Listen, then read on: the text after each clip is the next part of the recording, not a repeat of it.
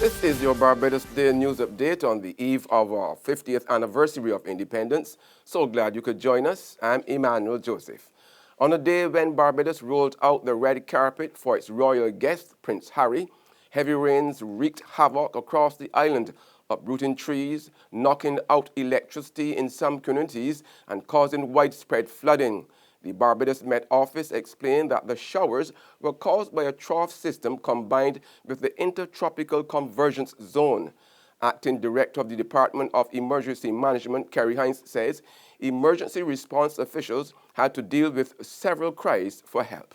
A number of residents who were trapped in their homes or trapped in their vehicles. The ones that were life-threatening, we would have responded quickly as priority. So for instance, we would have had to evacuate an older person from their home in the St. Michael area. The fire service would have done that successfully. As I said, there were a number of reports scattered throughout the island of persons needing assistance to be rescued from their homes or their cars.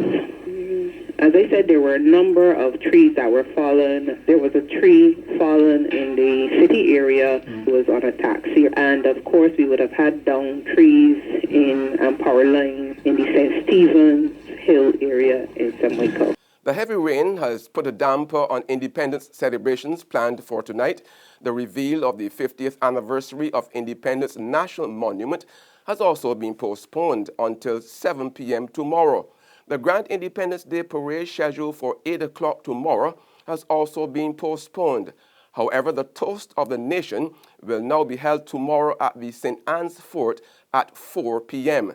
This will be followed by the Golden Anniversary Mega Concert at the Kensington Oval starting at 9 p.m.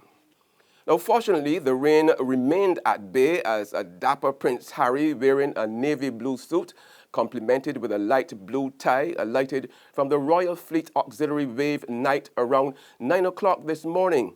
He was warmly received by Governor-General Sir Elliot Belgrave, Prime Minister Frendel Stewart and Foreign Affairs Minister Senator Maxine McLean, as well as Labour Minister Dr. Esther Bayasuku. The 32-year-old prince then inspected the Guard of Honor before departing for a meeting with Governor-General Sir Elliot Belgrave, where he presented the Duke of Edinburgh Awards. He later met with Prime Minister Frendel Stewart. And just ahead of the royal visit, a Barbadian scholar called for the island to become a republic. Dr. Richard Drayton, the Rhodes Professor at King's College, London, suggested that Barbadians needed to unite to create their own image.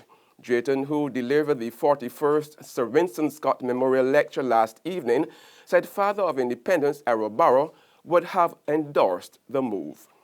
We need to fight against the persistent colonial idea that there is a political class which can be held distinct from the people, a way of thinking which disconnects government and the economy from the creative energies of the majority.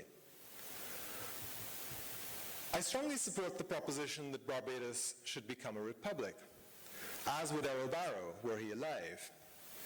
It is absurd and an insult to our democracy that we preserve a crown, let alone the British royal family, at the centre of our constitution.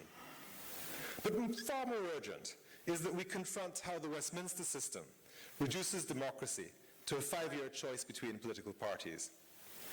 Both political parties should aspire in this small island to create an Athens without the slaves, in which we might more fully engage the wisdom and patriotism of the people in decision-making. We must find new ways of engaging citizens in the work of government, for which Norman Girvan's vision of involving citizens in making national budgets is one example. The essence of colonialism is alienation, and the core of the decolonial project, which every citizen should claim, is to disalienate ourselves, to wrest our eyes away from the spectacle of ourselves through others' eyes, and to bring us into an intimate, loving, and creative relationship with each other and our environment. In other news now, this Tuesday, officials of the National Union of Public Workers met with the government earlier today to settle the industrial impasse.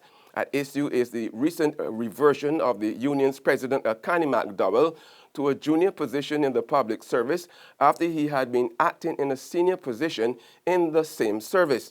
The dispute has already sparked protest action by unionized workers at this country's ports of entry and threatened to disrupt the 3-day visit by the Britain's Prince Henry. However, government has so far been refusing to accede to the union's demand that its president be reinstated. However, leader of the Unity Workers Union, Caswell Franklin, tells Barbados Today there is no legal ground on which McDowell can be reinstated at this stage. But at the same time, he is insisting that the issue is too fundamental to trade unionism to be the NUPW's fight alone. I don't know if, because he has no claim to the job after tomorrow, right? But the fact that they did it, you can't allow it to just happen and don't have a response, because they will do it to Albany tomorrow, Mary Redmond next week, you know? So this is something that is fundamental to the trade union movement. Their officials are supposed to be protected against victimization for doing their job as trade unionists. If we didn't have that protection, unions would not exist. A 26-year-old Christchurch man had to undergo emergency surgery after receiving a gunshot wound last night. Tryon Waith of Silver Hill, Christchurch, was shot by 2 men at around 5 p.m. yesterday while he was in the company of a woman in his community. Police are asking anyone with information about the incident to contact Police Emergency at 211 or Crime Stoppers at 1-800-8477. Now, 48 hours after Barbados lost a distinguished educator in Matthew Farley, it is mourning the death of a leading religious leader. Bishop Vibert Law of the Power in the Blood Assembly died last night. Opposition leader Mia Motley, in paying tribute to the 2 men, said they contributed immensely to the betterment of Barbadians. She described Farley as a dedicated principal who cared deeply about his charges beyond their academic achievements. She said Bishop Law was an inspiration and mentor to his flock. Motley added that the lives of the 2 men represented the achievement of the Barbadian dream. There's regional and international news after this short break. But Maisie, this Christmas will be the best Belgian Christmas for we. Maisie, it is all because Republic Bank just like Santa Claus. Maisie, fix up the kitchen and a new TV we getting. A special time to commemorate. Republic will help you celebrate. Get ready to celebrate 50 years of independence right through to the best Bajan Christmas ever with a Make It Happen loan of up to $50,000 from Republic Bank. Give your home a good old Bajan spooser, buy some new furniture and appliances, or take an after-holiday trip to visit loved ones over and away. You could also be one of our lucky winners to share in fabulous prizes. Just visit any branch to apply. Go to republicbarbados.com or call us at 227-2700. We're also available via Skype and FaceTime. Special conditions apply. In Bajan style, it will be great with Republic Bank. Republic Bank, we're the one for you. Read all about it, read all about it. Get your paper. Only $2.25. Let's get your paper. You again with that stale news from yesterday. I got the Barbados Today app on my phone and I just get my news for free. What do she? The Barbados Today, news you can trust.